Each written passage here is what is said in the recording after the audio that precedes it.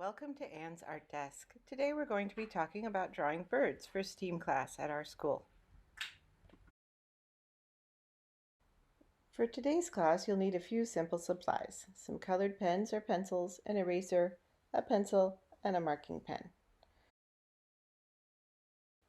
The Cornell Lab of Ornithology has a wonderful app called Merlin, which you can install on a smartphone, or you can look at the same information on their website called allaboutbirds.com.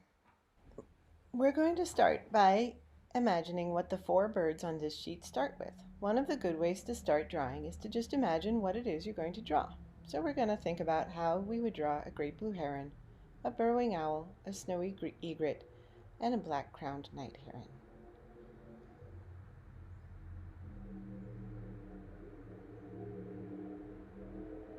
Something you may want to include in your little drawings is where these animals live. You can look them up on the app I just mentioned, or you can look in a bird book, or you can go out into nature and draw birds from nature.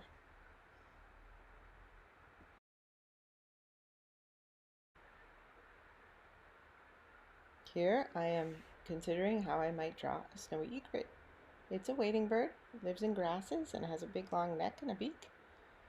I draw those things. I don't really worry about overlapping my lines. I just get on with my drawing. Maybe a little bit of water and some grass, and there's a pretty good drawing of that bird. Most people would be able to identify it, even with something that simple. Now we're going to start doing a drawing from the following photograph of a burrowing owl that I found on allaboutbirds.com. I'm going to think about its basic shapes. It's made of ovals and cylinders for its legs, and a little bit of a wing shape, and what its eyes are like.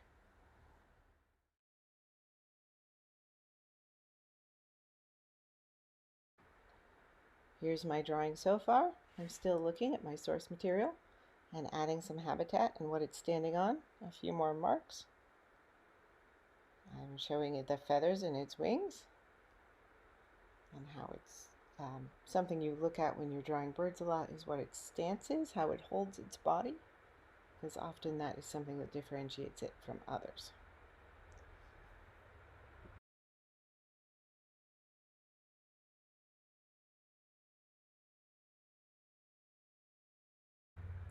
I make a few notes about where I found it. Sketching outdoors, you would state what location you're at and anything you observed the bird doing at the time. Your bird book or allaboutbirds.org might tell you something about where this bird is usually found.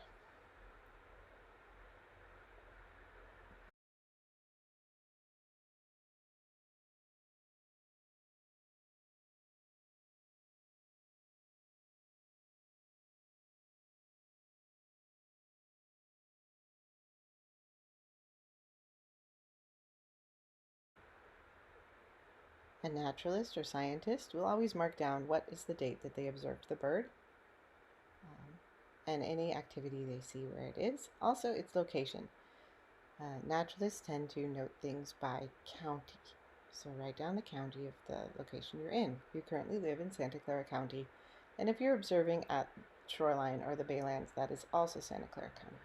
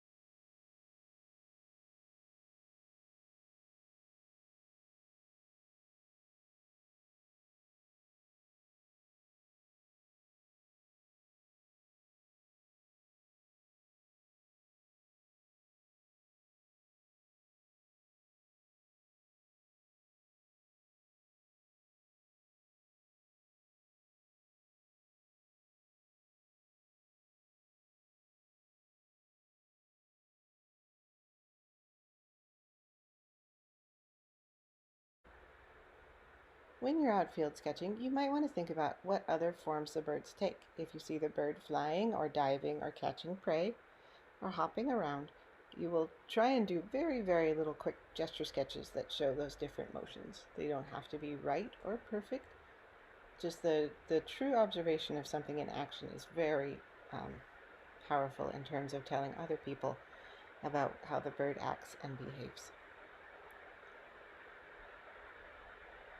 If you're lucky enough to see a burrowing owl baby, it might look a little bit like this, a little foofball on legs.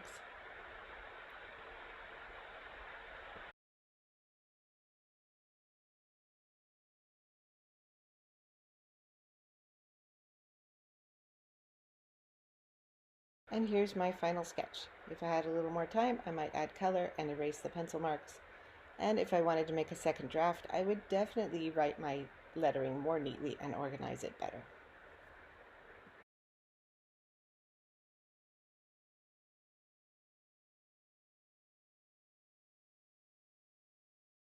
The next bird we're going to draw is called a common yellowthroat. I chose this bird because it's a very vocal and small and lovely perching bird, songbird from out in the Baylands. It sings a really lovely song that you can hear on All About Birds. It sings witchity witchity witch, witchity witchity witch.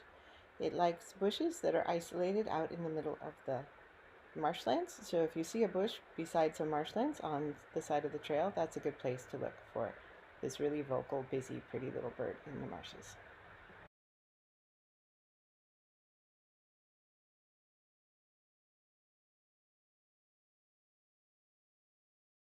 I start with my basic oval shapes and then I put in a contour and I add a little bit of color. So here I've jumped ahead in the drawing a little bit.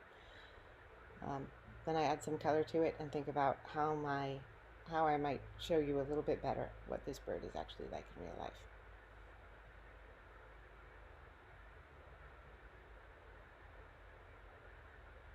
I erase the pencil lines, which makes it look like I knew what I was doing from the very beginning, and that I drew that confident little pen sketch all on my own. The underline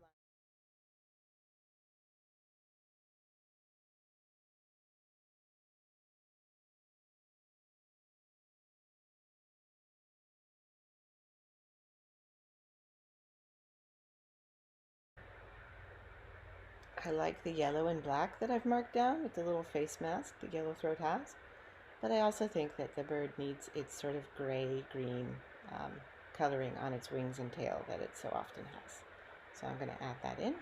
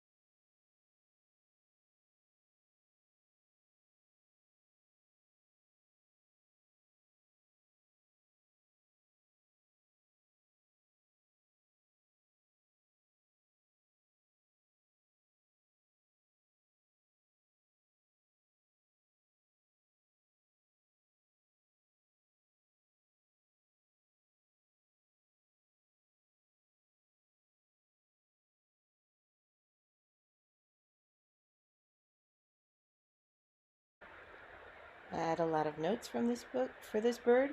Some could be drawn from real life observations or from the source material I'm using in this case, which is from the All About Birds website. I'm also making a note of its song, which you should be able to identify when you go out to the Baylands to look for birds. I'm also noting down its location. It's in Santa Clara County, California, and the date is May 23rd, 21st.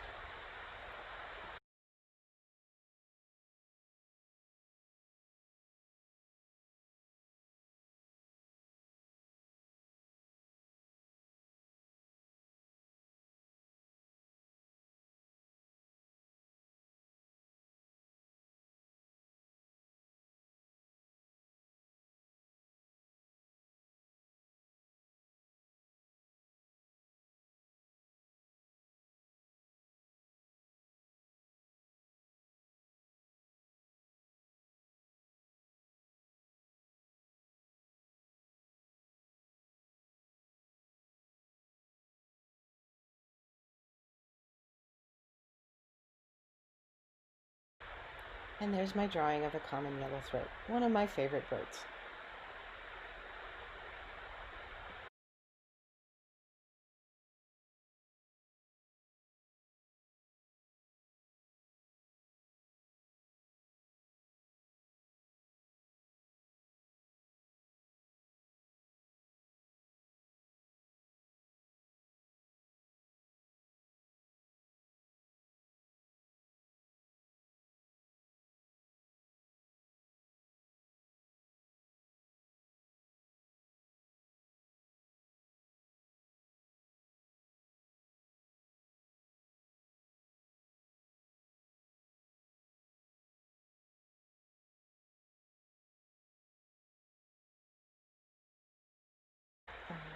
The next bird we're going to draw together is a snowy egret.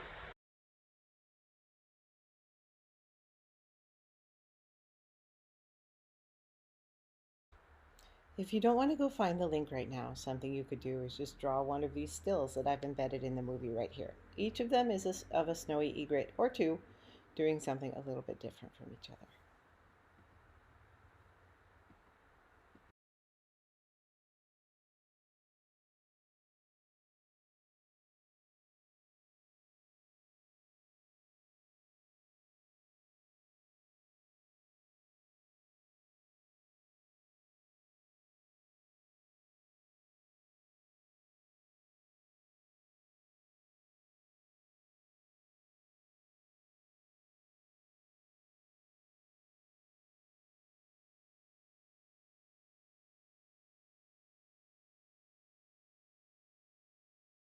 And this is the final drawing that I came up with.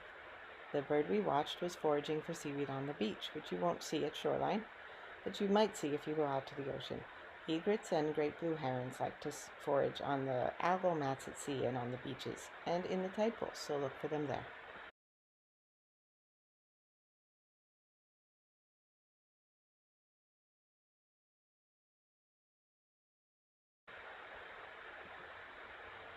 That's it for my field sketching class on birds. This is Anne's Art Desk drawing for STEAM at Stevenson.